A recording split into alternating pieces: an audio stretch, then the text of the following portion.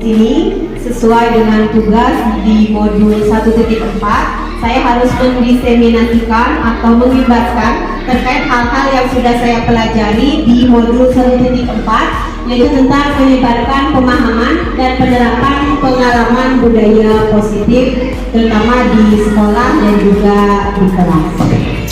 Ada beberapa hal atau poin yang akan saya sampaikan kepada Bapak Ibu.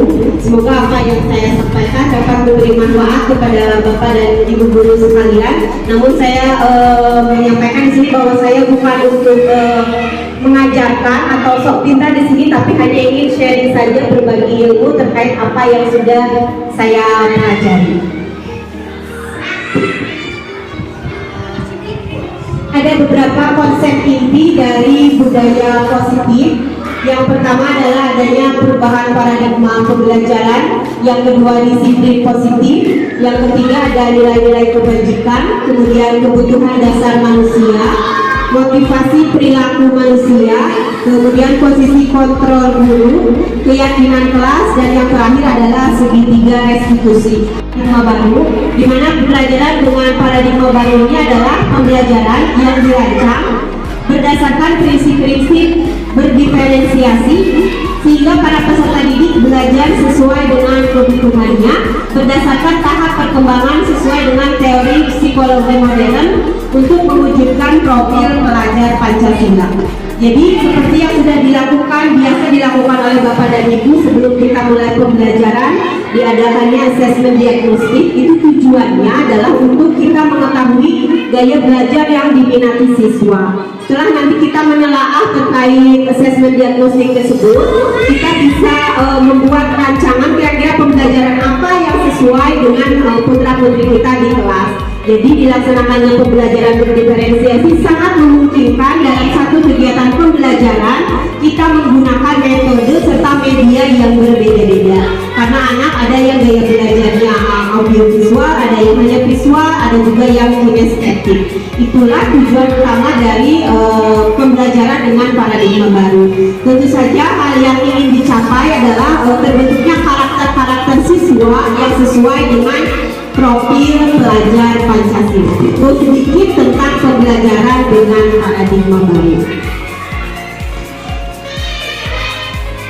Ada beberapa miskonsepsi terkait teori kontrol, dan jujur saja di modul 1.4 saya juga istilahnya kalau kami itu para CGP mengatakannya banyak tobat, karena ternyata banyak sekali kesalahan kita dalam mengajar siswa, dalam melaksanakan pembelajaran terhadap siswa. Dan mulai dari sekarang mari sama-sama kita perbaiki. Miskonsepsi terhadap teori kontrol yang pertama, ilusi bahwa guru itu adalah yang mengontrol murid, dan itu sejatinya adalah salah. Tugas kita bukan untuk mengontrol murid, tapi tugas kita adalah menuntun murid terhadap kodrat alam dan kodrat zaman yang sudah mereka miliki. Jadi kita sudah tidak boleh lagi mengontrol. Jadi semua ada di tangan kita itu sebetulnya tidak sesuai dengan teori pembelajaran. Kemudian ilusi bahwa semua penguatan positif efektif itu akan bermanfaat. Jadi memberikan hukuman, memberikan sesuatu hal yang hanya diputuskan oleh kita saja, tanpa kita mengadakan suatu kesepakatan, suatu keyakinan dengan siswa.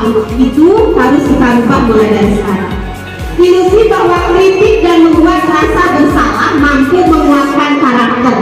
Biasanya kita merasa bahwa ketika kita mendisiplinkan siswa dengan memberikan sebuah hukuman, dengan memberikan perasaan bersalah kepada siswa, kita berpikir adalah bahwa dengan itu karakter siswa akan muncul dengan baik, akan munculnya karakter positif dari siswa. Namun sejatinya hal tersebut malah akan mematikan kreativitas dan rasa percaya diri daripada siswa. Maka tugas kita adalah ayo sama-sama kita rangkul siswa untuk sama-sama menentukan hal yang baik dan yang tidak baik tanpa diatur oleh hanya satu pihak, hanya oleh kita saja. Kemudian yang terakhir adalah ilusi bahwa orang dewasa itu berhak memaksa. Jadi harus betul-betul kita ubah bahwa kita sudah tidak berhak memaksa dan memang tidak boleh memaksa. Yang kedua adalah kita melakukan diskusi terkait apa yang dilakukan oleh siswa supaya didapat jalan keluar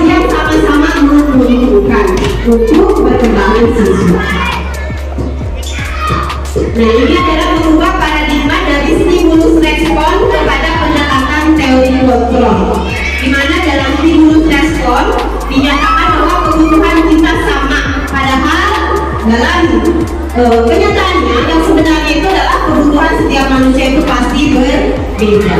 Kemudian di stimulus respon dijelaskan bahwa semua orang itu melihat hal yang sama. Dituturkan di teori kontrol bahwa setiap orang itu akan memiliki gambaran yang berbeda. Selanjutnya di stimulus respon kita akan mencoba mengubah orang agar berpandangan sama dengan kita, yang sebetulnya harusnya kita itu berusaha memahami pandangan orang lain tentang dunia. Jadi bukan hanya kita yang ingin dipahami, tapi kita juga harus belajar memahami orang lain. Selanjutnya kita yang artinya belajar. Disiplin mengacu pada disiplin diri yang memiliki tanggung jawab terhadap apa yang dilakukannya berdasarkan nilai-nilai yang diyakini. Disiplin positif merupakan salah satu cara penerapan disiplin yang bertujuan untuk menumbuhkan kesadaran serta memberdayakan peserta didik tanpa imbalan berupa penghargaan atau reward atau ancaman dan hukuman.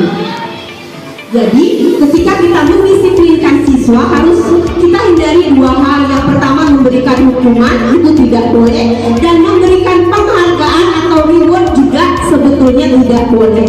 Maka di kurikulum di kurikulum Merdeka ini sistem ranking sudah ditiadakan. Tujuannya apa? Karena sejatinya itu malah akan membunuh karakter anak. Hanya ada 1-10 siswa yang akan bahagia, sementara sisanya akan merasa rendah diri. Itulah makanya di kurikulum ini sejatinya bahwa sudah tidak boleh mencantumkan ranking atau peringkat di dalam raport.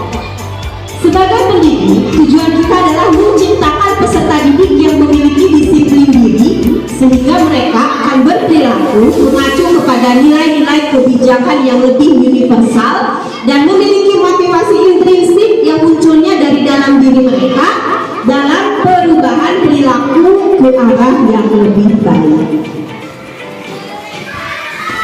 Sekarang ini terkait dengan nilai-nilai kebajikan. Nilai-nilai kebajikan itu adalah nilai yang telah disepakati bersama terlepas dari suku bangsanya, agamanya, bahasa maupun latar belakang. Contoh nilai kebajikan, misalnya kalau dalam Profil Belajar Pancasila itu ada yang beriman, bertakwa pada Tuhan Yang Maha Esa, kemudian berakhlak mulia, kemudian berkebinekaan global, kemudian gotong royong, mandiri, kreatif, dan bernalar kritis. Sementara dalam Primary Years Program, contoh nilai kebajikannya ada toleransi, ada rasa hormat, integritas, mandiri, dan lain sebagainya. Dalam keterampilan itu juga ada nilai-nilai kebajikannya yang dapat kita terapkan, yaitu yang pertama dapat dipercaya, kemudian lurus hati, pendengar yang aktif, serta tidak merendahkan orang lain dan memberikan yang terbaik dari diri kita kepada masyarakat. Sekarang ada kebutuhan dasar manusia. Kebutuhan dasar itu adalah segala sesuatu yang kita lakukan untuk mendapatkan apa yang kita inginkan. Seluruh tindakan yang kita lakukan pasti memiliki tujuan tertentu yang sama, dan semua usaha terbaik yang kita lakukan adalah dalam rangka agar kebutuhan dasar kita terpenuhi dengan baik.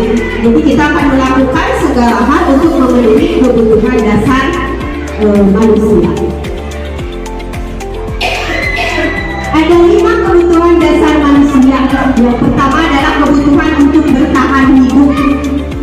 Ini kita dapatkan dengan cara makan, kemudian mendapatkan pakaian, tempat tinggal, keamanan, serta kesehatan. Itu adalah kebutuhan manusia akan bertahan hidup. Yang kedua, sebagai manusia kita juga butuh kasih sayang dan rasa diterima. Rasa diterima untuk dipedulikan, untuk berbagi dengan teman, kerjasama yang baik, dan menjadi bagian dari kelompok, itu adalah salah satu kebutuhan dasar manusia. Selanjutnya, kebutuhan yang selanjutnya adalah penguasaan. Ini terkait dengan harga diri, kemudian keinginan untuk dianggap, keinginan untuk memimpin, berprestasi agar diakui dan didengar. Itu adalah juga salah satu kebutuhan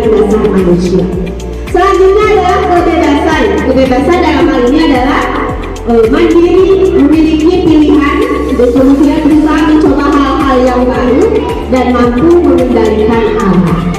Kebutuhan dasar selanjutnya yang kelima adalah tentu saja kesenangan, yaitu berhubungan dengan bermain, ada rasa humor, antusiasme yang tinggi, saling tertawa, itu juga termasuk ke dalam kebutuhan dasar manusia diri sendiri dengan nilai-nilai yang mereka percaya.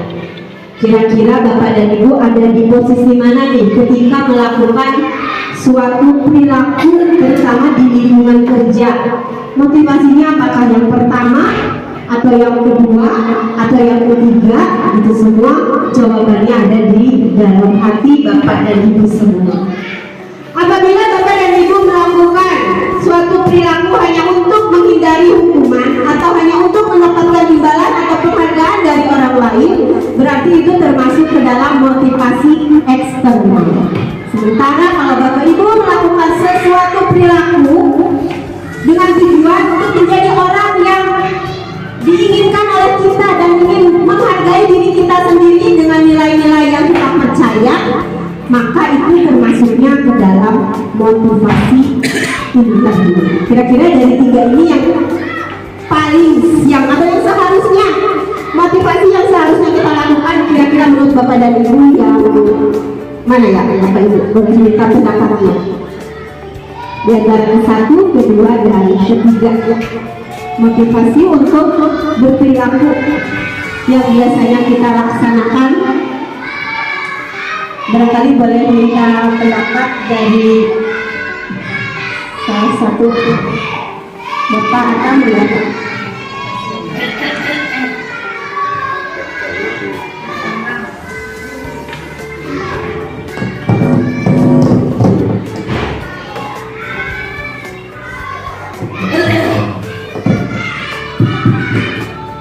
Assalamualaikum warahmatullahi wabarakatuh. Waalaikumsalam. Terima kasih atas kesempatan yang menanggapi tentang motivasi perilaku manusia. Ini dari saya pribadi, saya mengarah pada motivasi perilaku. Walaupun eksternal juga dibutuhkan, yang lebih utama mungkin prinsip saya dalam bekerja, saya bukan saja bekerja semampu saya, sebuah saya dengan rasa tanggung jawab. Adapun untuk motivasi eksternal, mungkin itu impasif, itu saja yang Itu akan menimbulkan masalah-masalah baru ketika kita akan menyelesaikan sebuah masalah. Kemudian pemberian hadiah yang berlebihan juga itu tidak boleh dilakukan ketika kita akan mendisiplinkan siswa. Dan ini juga berlaku dalam mendidik anak. Mendidik anak juga kita hukum berlebihan, tidak baik rencana atau tiba-tiba. Misalnya ada anak tidak mengerjakan PR, kita tidak merencanakan nih mau menghukum apa, tapi ada yang ada di otak kita aja. Mengerjakan PR, lari 10 keliling. Itu masuknya ke dalam hukum. Kemudian kalau yang konsekuensi itu lebih terencana, disepakati sesuai peraturan. Kita sudah buat kesepakatannya. Tidak mengerjakan PR, misalnya didenda Rp500. Itu sudah disepakati oleh kita bersama. Jadi ketika anak ada yang tidak mengerjakan PR, maka konsekuensinya dia didenda Rp500 dan anak juga sudah mengetahui konsekuensinya. Sementara kalau restitusi itu lebih kepada proses menciptakan kondisi bagi murid untuk memperbaiki kesalahan. Jadi kita tidak menyalahkan, namun kita sama-sama cari solusi untuk memecahkan masalah yang dihadapi. Misalnya anak tidak mengerjakan PR, kita tidak memberi hukuman, tapi kita melakukan restitusi dengan cara mengajar berdialog. Alasannya kenapa tidak mengerjakan PR? Kita sharing, diskusi, dan sama-sama mencari pemecahan terhadap masalah yang dihadapi. Kemudian kalau hukuman itu murid tidak tahu apa yang akan terjadi karena tidak dilibatkan dan bersifat satu arah. Jadi gurunya otoriter kalau masih hukuman, murid nggak tahu karena tidak dilibatkan. Sementara yang konsekuensi murid tahu tapi tetap dibuat tidak nyaman karena ada konsekuensi yang harus dilakukan.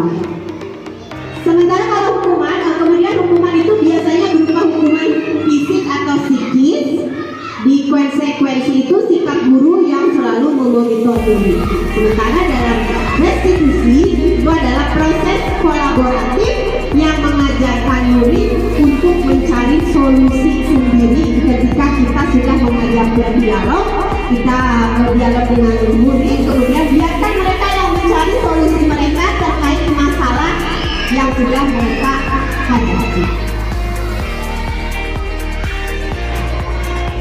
Kemudian ini ada tentang posisi kontrol guru. Ada 5 posisi kontrol guru. Yang pertama adalah sebagai guru yang sebagai penghukum. Ada lagi guru sebagai pembuang rasa bersalah. Ada lagi guru yang memposisikan diri sebagai teman. Ada lagi guru yang memposisikan diri sebagai pemantau. Dan yang terakhir adalah guru yang memposisikan diri sebagai manajer. Kira-kira nih Bapak Ibu mau minta pendapat tadi kepada Bapak Ibu terkait 5 posisi kontrol guru.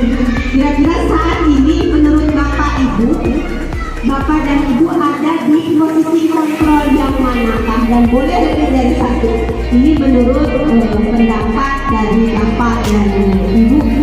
Enggak, silakan, barangkali ada yang mau berpendapat. Kira-kira saya adanya di posisi yang mana? Silakan.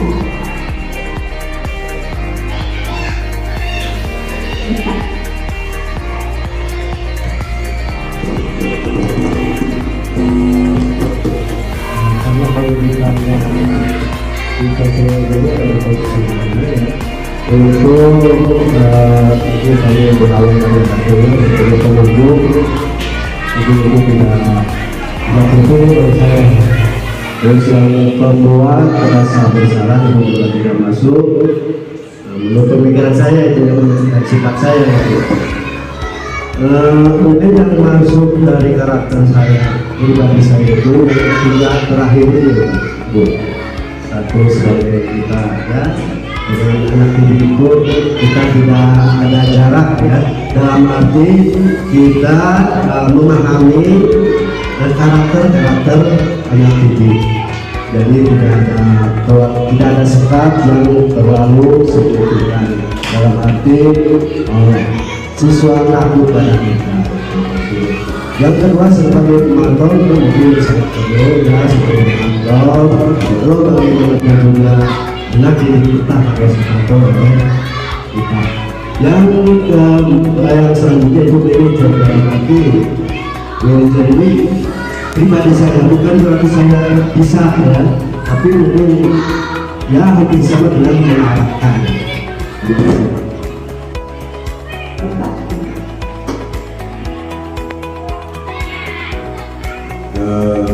Menurut kami yang itu posisi kontrol guru mungkin berbeda dari yang lain, mungkin juga ada yang sama, hanya kami di sini mungkin kami sebagai guru harus melakukan pemantauan setiap hari. Aku terjadi apa-apa, apalagi kalau kita lepas kontrol sama anak. Makanya setiap hari kami berusaha jadi anak selalu dipantau, dikontrol.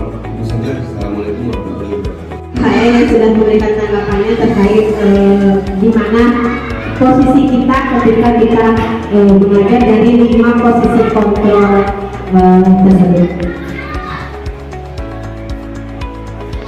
Nah, ini adalah contoh dari 5 penerapan posisi kontrol ketika ada siswa yang tidak mengikuti aturan. Yang tidak mengikuti aturan, yang pertama adalah hormat pada bendera 1 jam. Kira-kira ini posisi kontrol apa? Kalau ketika ada siswa yang tidak mengerjakan tugas atau mencontek atau tidak mengerjakan PR, kemudian di situ ada hormat pada bendera 1 jam. Kira-kira posisi kontrol apa yang sedang dilakukan? Hukuman itu kali. Sebagai penghukum. Oke, nanti kita cek yang lain jawabannya.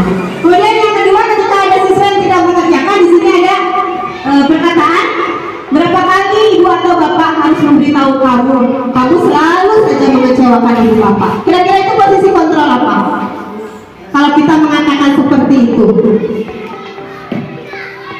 Arahan dialog. Memberi arahan, pengarah. Next kita cek jawabannya. Sudah supaya ada usaha. Kita siap. Nah, Betul tadi yang hormat pada bendera 1 jam itu adalah posisi kontrol kita sebagai penghuni. Kemudian ketika ada yang tidak mengerjakan, kita mengatakan bahwa berapa kali ibu bapak harus memberitahu kamu selalu saja mengecewakan ibu bapak. Itu adalah posisi kontrol pembuat rasa bersalah. Kita sudah memberikan perasaan bersalah kepada siswa yang sehingga menyebabkan mereka nantinya akan tidak nyaman dan merasa saya sudah melakukan kesalahan, jadi selalu tidak enak hati.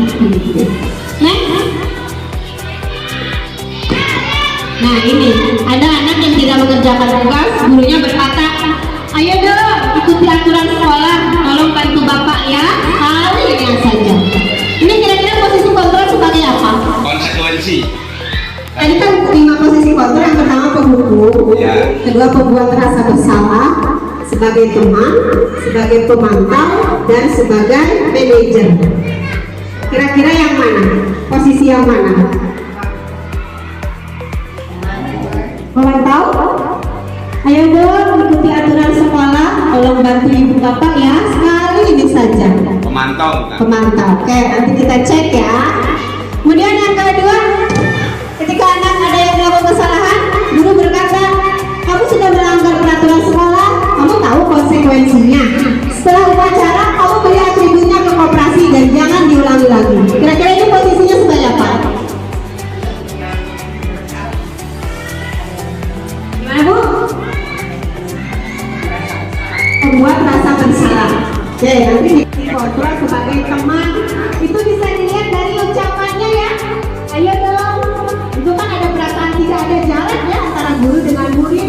Berarti saat itu kita sedang memposisikan diri kita sebagai teman. Ayo dong ikuti aturan sekolah. Nah kalau yang ini, kamu sudah melanggar peraturan sekolah. Kamu tahu konsekuensinya.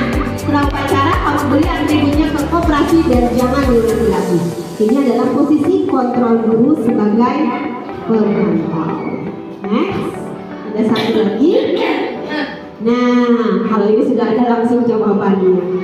Ini yang sebaiknya kita lakukan yaitu sebagai manajer, dimana ketika ada yang melakukan kesalahan, yang kita lakukan adalah kita ajak sharing, kita tanyakan alasannya apa.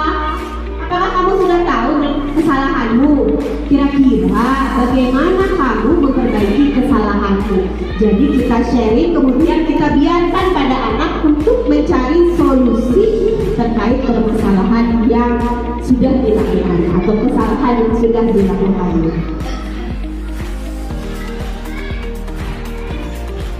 Nah ini selanjutnya adalah tentang membuat keyakinan kelas. Next.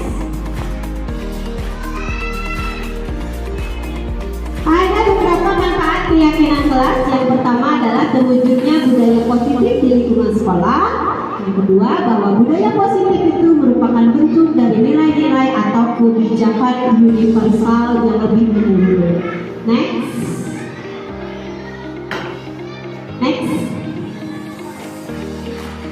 Nah, pertanyaan kita, kalau keyakinan kelas, Bapak dan Ibu, apakah sudah sering mendengar sebelumnya? Keyakinan kelas.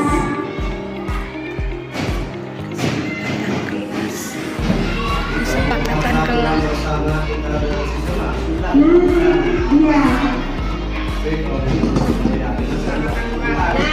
Betul Pak, itu juga yang sama saya alami. Kalau peraturan kelas memang sudah biasa kita buat ya Pak di kelas. Cuma kalau keyakinan kelas saya juga baru dengar, oh ternyata yang lebih baik itu adalah kita buat keyakinan kelas saja.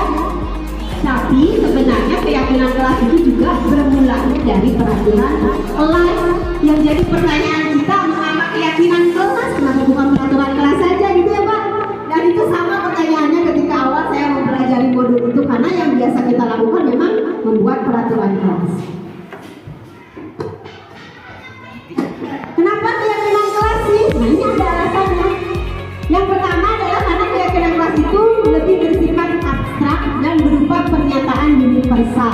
Kalau peraturan kelas misalnya datang ke sekolah tepat waktu, tidak dilaksanakan sesuai jadwal, lebih banyak terperinci. Tapi kalau dalam keyakinan kelas kita cukup aja dari tadi datang ke sekolah pukul 7 sudah ada di sekolah misalnya, kemudian melaksanakan piket sesuai jadwal. 2 poin tersebut bisa kita universalkan menjadi keyakinan kelasnya itu disiplin. Betul tidak Bapak Ibu?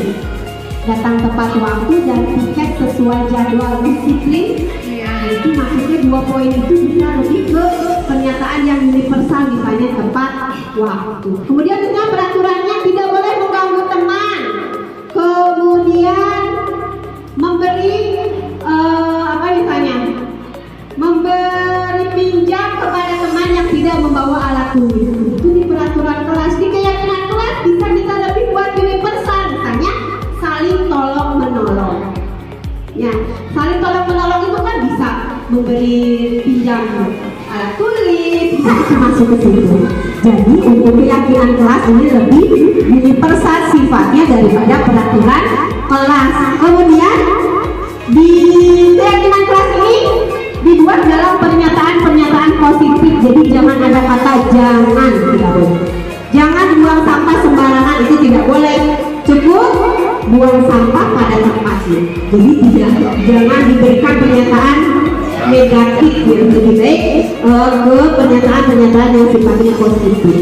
Kemudian keyakinan kelas itu cukup sedikit saja. Kalau peraturan kan biasanya beberapa.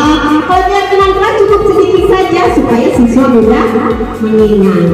Kemudian harus, ya Bapak. Berarti keyakinan kelas itu ada karena ada peraturan. Betul Bapak, betul. Jadi tahapnya dari peraturan dulu, nanti ke keyakinan kelas. Tapi yang diimplementasikan di kelas itu cukup keyakinan kelas saja. Jadi ketika kita mau buat keyakinan kelas bersama siswa, dimulainya dari peraturan-peraturan yang diinginkan oleh siswa, impian siswa terhadap kelasnya mau bagaimana, supaya nanti jadi sebuah keyakinan kelas. Kemudian di sini dalam membuat keyakinan kelas, semua warga sekolah atau kelas harus dilibatkan dalam membuat keyakinan kelas. Jadi tidak boleh kita hanya bergerak sendirian. Kalau mau membuat keyakinan kelas, maka seluruh siswa di kelas tersebut harus diajak untuk berkomunikasi terhadap keyakinan apa saja yang mau kita munculkan. Kalau kita mau membuat keyakinan sekolah, maka seluruh warga sekolah harus dilibatkan dalam membuat keyakinan. Semuanya akan diawali dari mimpi-mimpi apa yang ingin kita inginkan terhadap sekolah kita, supaya nantinya menjadi sebuah keyakinan kelas. Yang terakhir adalah terkait segitiga restitusi. Segitiga restitusi itu adalah suatu proses dialog yang dijalankan guru atau orang tua agar dapat menghasilkan murid yang mandiri dan bertanggung jawab. Ini adalah dimana posisi kita sebagai manajer dalam menyelesaikan masalah. Biasanya alangkah baiknya kita menggunakan alur segitiga restitusi. Apa saja sih segitiga restitusi itu? Yang pertama kita awali dengan memvalidasi tindakan yang salah. Kemudian dilanjutkan dengan menstabilkan identitas, dan yang terakhir adalah dengan menanyakan keyakinan. Nanti akan ada contoh videonya supaya lebih konkret. Menstabilkan identitas ini dilaksanakan berdasarkan prinsip bahwa membuat kesalahan adalah bagian dari proses pembelajaran dan menggeser identitas gagal ke identitas sukses. Jadi di sini kita tidak langsung menyalahkan siswa. Misalnya kemarin saya membuat contoh video adalah ketika ada anak yang mencontek, kemudian dia marah kepada teman yang mencontek kepada dia dengan cara menggebrak meja. Nah, kita tidak menyalahkan pada anak tersebut kenapa menggebrak meja. Kita tanyakan dulu alasan awalnya, kemudian kita beri penguatan. Kalau ibu ada di posisi kamu, ibu juga akan melakukan hal yang sama. Namun, nanti akan ada namunnya.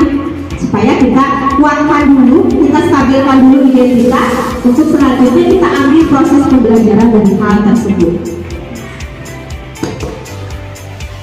Kemudian ada validasi tindakan yang salah, dibuat berdasarkan prinsip bahwa setiap perilaku itu berupaya memenuhi suatu kebutuhan tertentu, dan guru akan bergeser dari pemikiran stimulus respon menjadi proaktif. Kemudian yang ketiga, mengenali dan mengakui kebutuhan murid akan memperbaiki hubungan dengan murid.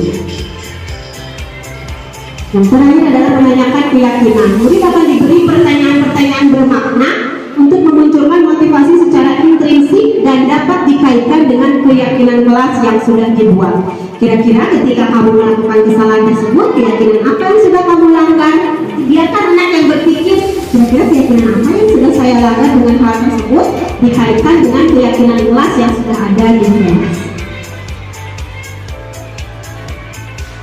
Ini adalah contoh penerapan segitiga restitusi. Bapak Ibu boleh dilihat sedikit video.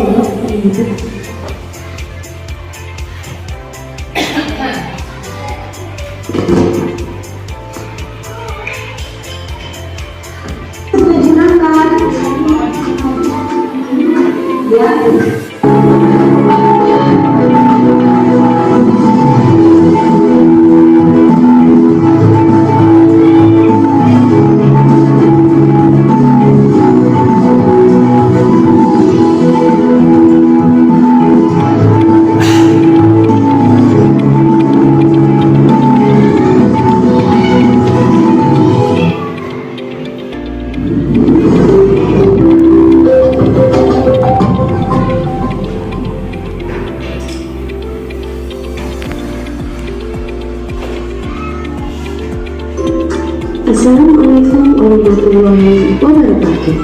Perkenalkan, nama saya Reni Yuniwati. Saya adalah calon perwira Angkatan 9 dari Kabupaten Kuningan. Video ini adalah praktek penerapan segitiga restitusi untuk menyelesaikan masalah di sekolah saya. Sebagai informasi, segitiga restitusi adalah suatu proses dialog yang dijalankan guru atau orang tua agar dapat menghasilkan murid yang mandiri dan bertanggung jawab. Ada 3 tahapan dalam segitiga restitusi, yaitu menstabilkan identitas, validasi tindakan yang salah, dan menyediakan keyakinan. Pada tahap menstabilkan identitas, dilaksanakan berdasarkan prinsip membuat kesalahan adalah bagian dari proses pembelajaran yang nantinya akan menggeser identitas gagal ke identitas sukses. Selanjutnya, validasi tindakan yang salah dilakukan berdasarkan prinsip setiap perilaku berupaya memenuhi suatu kebutuhan tertentu. Guru akan bergeser dari pemikiran stimulus respon menjadi proaktif, sehingga mengenali dan mengakui kebutuhan murid akan memperbaiki hubungan dengan murid.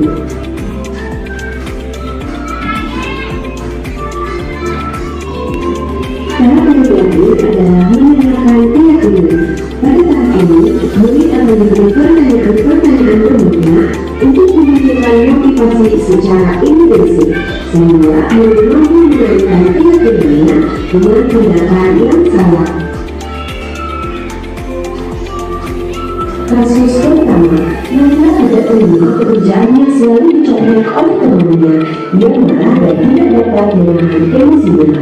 Berikut adalah video penyelesaian masalah dengan segitiga restitusi.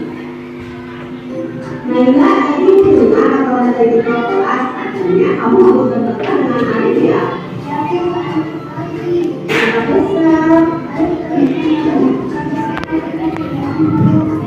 Oh, gitu.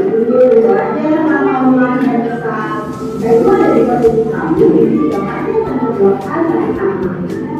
Lalu apa yang kamu lakukan sehari-hari?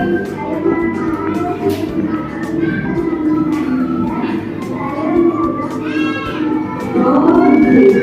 Pasti kamu berapa? Itu ada alasannya ya.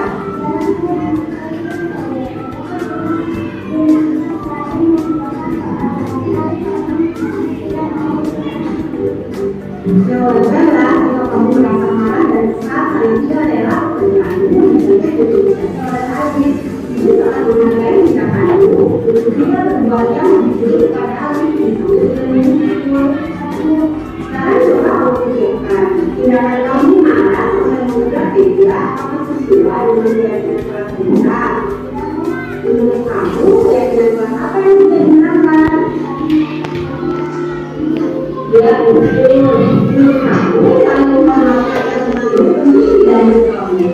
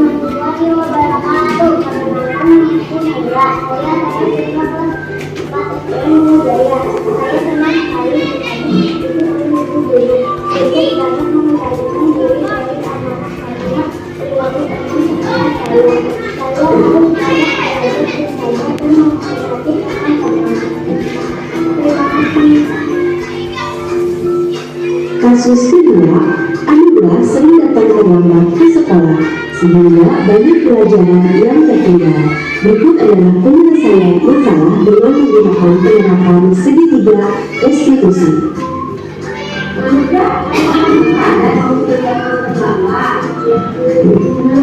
Kamu sudah berapa kali kamu terlambat? Jadi terlambat itu suatu kesalahan, Pak. Itu manusiawi. Setiap manusia pasti pernah melakukan kesalahan. Tetapi kita bisa belajar dari kesalahan dan berusaha memperbaikinya. Setuju? Memang enggak, tidak saling berpikir bersama ya. Juga sering datang terlambat, tapi ada alasannya. Nah, tapi yang juga sering datang terlambat, kamu tahu keyakinan kakak yang tiba-tiba terima kasih. Kalau terlambat datang ke sekolah itu sesuai dengan keyakinan kelas atau tidak? Kamu keyakinan kakak itu datang terlambat. Menurut kamu itu penting tidak?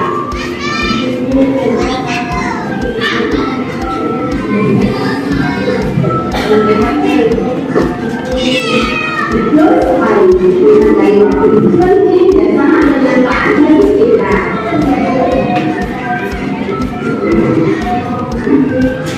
Dan juga, sikap yang sangat baik sudah kamu lakukan dengan cara meminta maaf. Menurut kamu, apa yang akan kamu lakukan agar kamu tidak datang bersama kali ke sekolah? Baik juga, kamu sudah menemukan solusi dan mereka akan bekerjasama dengan kamu agar kamu tidak datang bersama kali ke sekolah. Sekarang, silakan kembali sekolah ya.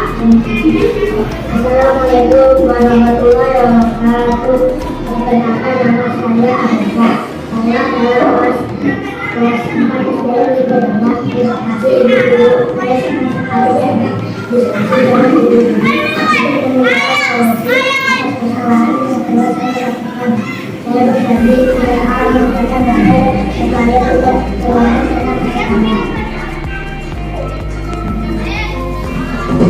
Sedikit tentang penyebaran pengalaman budaya positif di lingkungan sekolah dan juga di lingkungan kelas yang bisa saya sampaikan kepada Bapak dan Ibu. Kembali sebelum ditutup, apakah ada yang ingin ditanyakan atau sudah cukup?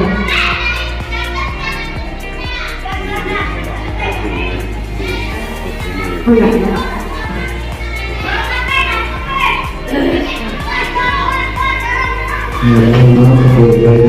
Kita itu bersama juga itu yang terakhir yang tentang aktivitas ini kadang-kadang kita mengalami dan mungkin sering mengalami dalam kelas misalnya dalam diskusi dalam masa diskusi ada anak itu tidak tahu bagaimana solusinya. Mohon maaf ini kita sharing ya. Mau penjelasannya. Terima kasih. Di kelas 4 supaya kegiatan diskusi dapat berjalan dengan lancar, anak juga aktif, reaktif, proaktif gitu. Yang pertama kalau menurut saya kita ciptakan dulu lingkungan kelas yang nyaman untuk anak sehingga mereka tidak merasa tertekan, tidak merasa takut ketika bertemu dengan kita. Jadi ketika mereka nyaman di kelas, mereka nyaman dengan gurunya, misalnya mereka akan lebih terbuka untuk mengungkapkan pendapat gitu. Jadi kita pancing-pancing dulu nih Pak. Biasanya saya pakai video-video dulu supaya anak kalau disebutnya pertanyaan romantis gitu ya Pak, dipancing dulu nih anak-anak sehingga biarkan aja mereka nonton. Kesannya mungkin seperti santai, tapi sebenarnya mereka sedang menggali pengetahuan mereka, menggali rasa ingin tahu mereka melalui sebuah video sehingga nanti akan terlontar pertanyaan-pertanyaan, tanggapan-tanggapan terhadap diskusi yang dijalankan, terutama dalam pembuatan keyakinan kelas. Kemudian kebetulan kelas 4 juga baru membuat keyakinan kelas karena sebelumnya memang saya baru tahu ya Pak, tahunya ada peraturan kelas, ternyata dipelajari di modul ini harus ada keyakinan kelas. Jadi di kelas 4 juga baru membuat keyakinan kelas. Kita bisa manfaatkan video-video, kemudian kita bisa pakai juga sticky notes seperti ini Pak. Nanti ada anak yang memang pandai dalam mengungkapkan pendapat, namun ada anak yang dituangkan ke dalam sticky notes yang akan ditempel nanti di kertas yang sudah disediakan. Barangkali begitu Bapak, mohon maaf apabila ada kekurangan dan barangkali ada yang ingin menambahkan, mangga. Sedikit kok. Bisa akan Bapak.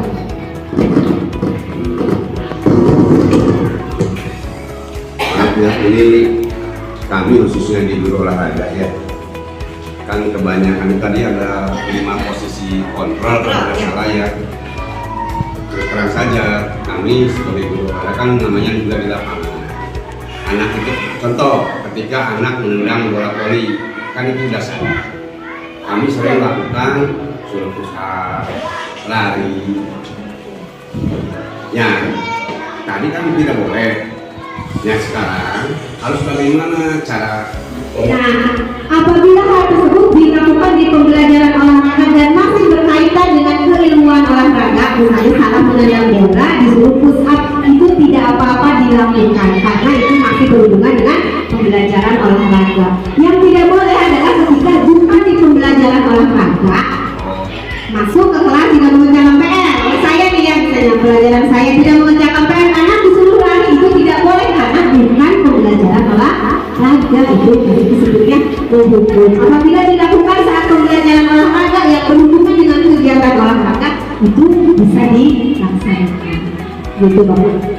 Ya, barangkali kita tutup kegiatan diskusi lagi. Ya. Itu yang kontrol 5 posisi kontrol. Penghukum, pemberi rasa bersalah, teman, pemantau, manajer. Nama-nama itu kelihatannya salah, tapi belum tentu kita mungkin lebih besar kesalahan kita gitu ya. Cara untuk mengkontrol itu seperti apa sih? Baik, terima kasih. Ini sedikit sering barangkali sebelum saya menjawab, Ibu Kepala Sekolah sepertinya yang lebih enak memberikan tanggapannya terkait bagaimana mengontrol karena kami para anak buah juga harus banyak belajar dari Ibu Kepala Sekolah. Maka Ibu sharing aja ya Kak. Siap.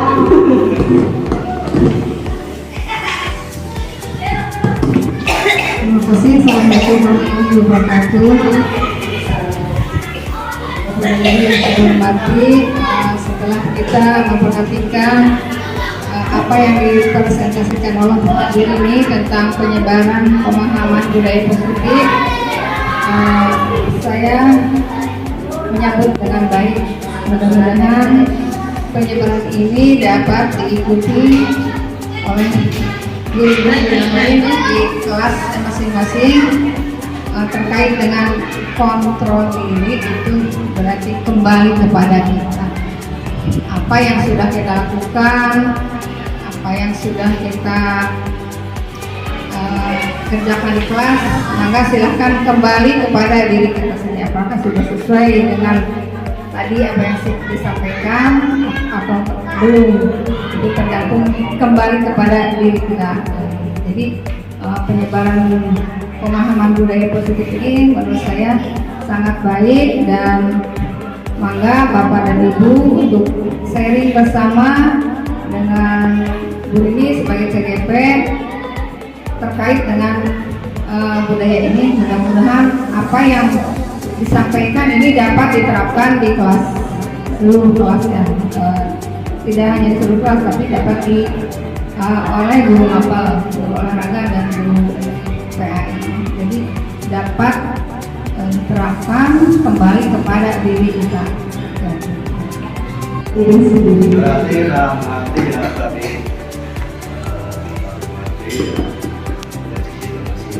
introspeksi diri bagaimana ya? Benar introspeksi diri. Karena orang lain bisa mengontrol kita, ya. Sementara kita sendiri bisa mengontrol diri kita sendiri. Jika orang lain menyalahkan, kita nggak terima, betul nggak? Bukan? Kalau kita salah, betul nggak? Kalau kita benar, jadi kembali ke introspeksi diri, begitu ya. Nah, ya. Berarti lebih kepada mengontrol diri karena tadi kembali lagi ke tadi hanya kita yang bisa mengontrol diri kita sendiri. Bapak Ibu, barangkali karena sudah tidak ada lagi pertanyaan terkait penyebaran pemahaman dan penerapan pengalaman budaya positif, kita akan tutup kegiatan diskusi hari ini. Saya mohon maaf apabila dalam penyampaian terkait hal-hal yang sudah saya pelajari di modul 1.4 ini ada hal-hal yang kurang berkenan di hati Bapak dan Ibu guru semua.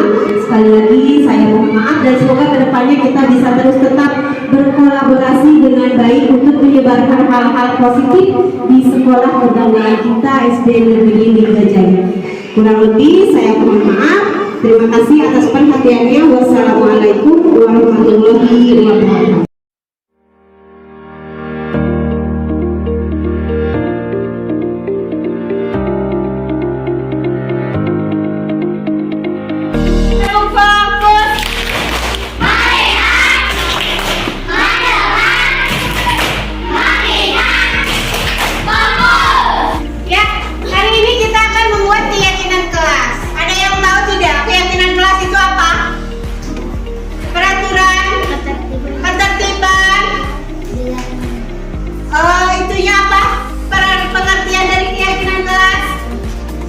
Kewajiban yang harus dilakukan, impian kita ya terhadap kelas. Nah, keyakinan kelas ini dimulai dari peraturan kelas. Coba, ada yang masih ingat apa saja peraturan dari kelas kita? Yang pertama, dilarang mencontek, betul. Ketertiban. Dilarang buang sampah sembarangan. Kemudian, Ketertiban. dilarang saling memukul, tidak boleh. Kemudian,